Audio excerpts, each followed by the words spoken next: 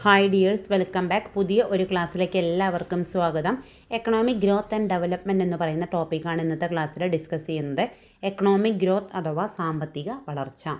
രാജ്യത്ത് ഉൽപ്പാദിപ്പിക്കപ്പെടുന്ന എല്ലാ സാധനങ്ങളുടെയും സേവനങ്ങളുടെയും യഥാർത്ഥ വർധനമാണ് സാമ്പത്തിക വളർച്ച എന്ന് പറയാം. It refers to increase in the real output of goods and services in the country.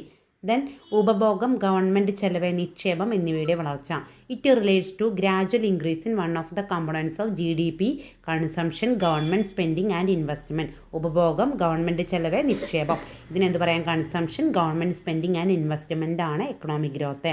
Then ദേശീയ വരുമാനത്തെയും ആളോഹരി വരുമാനത്തെയും പ്രതിഫലിപ്പിക്കുന്നതാണ് സാമ്പത്തിക വളർച്ച. ഇങ്ങനെ പറയാം അതിനെ. It measured by quantitative factors such as real GDP and per capita income. Per capita income ആണ് ആളോഹരി വരുമാനം.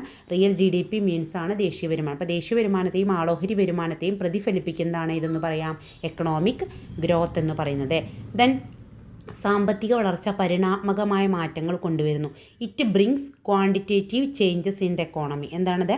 ക്വാണ്ടിറ്റേറ്റീവ് ചേഞ്ചസ് ആണ് എക്കോണമിയിൽ കൊണ്ടുവരുന്നത്. It reflects growth of per capita or national income. അപ്പോൾ ഇതെന്ത് റിഫ്ലക്റ്റ് ചെയ്യുന്നു? പെർ കാപ്പിറ്റ ഓർ നാഷണൽ ഇൻകത്തെ റിഫ്ലക്റ്റ് ചെയ്യുന്നതാണ്. ഇതാണ് എക്കണോമിക് ഗ്രോത്ത് എന്ന് പറയുന്നത്.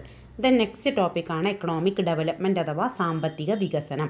രാജ്യത്തിൻ്റെ സാമൂഹിക സാമ്പത്തിക ഘടനയിൽ തുടർച്ചയായ മാറ്റം വരുത്തിക്കൊണ്ട് വരുമാനത്തിലും സമ്പാദ്യത്തിലും നിക്ഷേപത്തിലും ഉണ്ടാകുന്ന വർധനവാണ് സാമ്പത്തിക വികസനം. രാജ്യത്തിൻ്റെ സാമൂഹിക സാമ്പത്തിക ഘടനയിൽ തുടർച്ചയായ മാറ്റം വരുത്തിക്കൊണ്ട് വരുമാനത്തിലും സമ്പാദ്യത്തിലും നിക്ഷേപത്തിലും ഉണ്ടാകുന്ന വർധനവാണ് എന്തെന്ന് പറയുന്നത്? എക്കണോമിക് ഡെവലപ്മെൻറ്റ് എന്ന് പറയുന്നത്.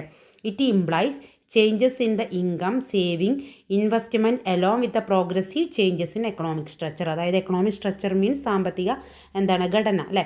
സാമ്പത്തിക ഘടനയിലൊക്കെ പ്രോഗ്രസീവായ ചേഞ്ചസ് കൊണ്ടുവരുന്നതാണ് എക്കണോമിക് ഡെവലപ്മെൻറ്റ് അഥവാ സാമ്പത്തിക വികസനം. ദെൻ ജനങ്ങളുടെ ജീവിത നിലവാര പുരോഗതിയാണ് സാമ്പത്തിക വികസനം പ്രതിഫലിപ്പിക്കുന്നത്. സാമ്പത്തിക വികസനം എന്ന് പറഞ്ഞാൽ ജനങ്ങളുടെ ജീവിത നിലവാരം. ദാറ്റ് ഈസ് എന്ത് പറയാം? The quality life of the country. അതായത് it progress in the quality life of the country. അവിടെയുള്ള ജനങ്ങളുടെയൊക്കെ ജീവിത നിലവാരം നല്ല ഹൈ സ്റ്റാൻഡേർഡ് ആക്കുക എന്നുള്ളതാണ് എക്കണോമിക് ഡെവലപ്മെൻറ്റിൽ ഉദ്ദേശിക്കുന്നത്. ദെൻ അസമത്വം കുറയ്ക്കുക, മനുഷ്യ മൂലധനം വർദ്ധിപ്പിക്കുക. ഇവിടെ എന്തൊക്കെയുള്ളത്? ഇന്നീക്വാലിറ്റീനെ എന്ത് ചെയ്യണം? റെഡ്യൂസ് ചെയ്യുക. ഇന്നീക്വാലിറ്റി, ക്യാപിറ്റൽ ഇൻക്രീസ്, അതൊക്കെ എന്ത് ചെയ്യുക? റെഡ്യൂസ് ചെയ്യുക. അതായത് അസമത്വത്തെ കുറച്ച് കൊണ്ടുവരിക. Improve the quality of life. ജനങ്ങളുടെ ജീവിത നിലവാരം എന്ത് ചെയ്യുക? മെച്ചപ്പെടുത്തുക. ഇതാണ് എക്കണോമിക് ഡെവലപ്മെൻറ്റ് എന്ന് പറഞ്ഞു കഴിഞ്ഞാൽ.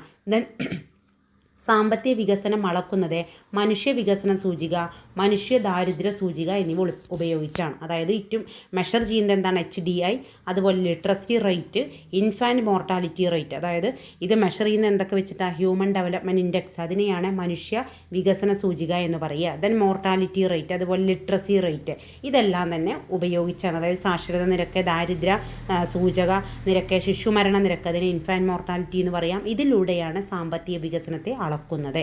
അപ്പോൾ ഇതാണ് എക്കണോമിക് ഗ്രോത്ത് ആൻഡ് ഡെവലപ്മെൻറ്റ് എന്ന് പറയുന്നത്. Thank you.